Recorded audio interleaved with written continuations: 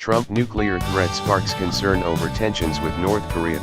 The Pentagon is not the only target of the president's ire. On Tuesday night, in an extraordinary tweet, no American president has ever made such a blatant nuclear threat. Responding to that, he has it on his desk.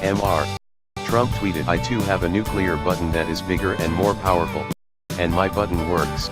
North Korean leader Kim Jong-un just stated that the nuclear button is on his desk at all times. Will someone from his depleted and food-starved regime please inform him that I too have a nuclear button, but it is a much bigger and more powerful one than his, and my button works.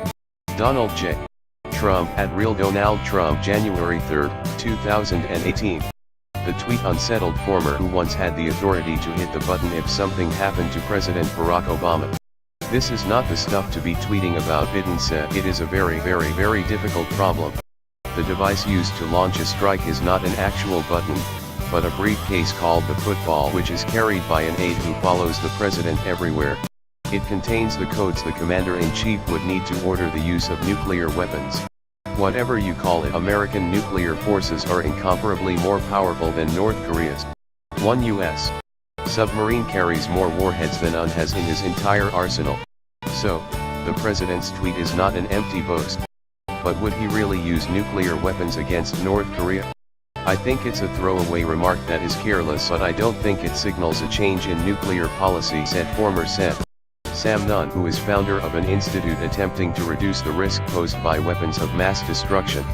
American policy has long been to use nuclear weapons only in extreme circumstances, such as a nuclear attack against the U.S. Nuclear war remains all but unthinkable, and according to Nunn, making threats about it should be unspeakable. I think it increases the risk of miscalculation, or what I call war by blunder.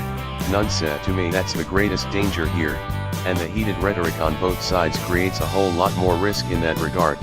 We could easily have a war nobody intended and nobody wanted. If it comes to war, the U.S. should be able to destroy the North Korean regime without resorting to nuclear weapons, which could spread radioactive fallout over allies like Japan and South Korea, not to mention China and Russia."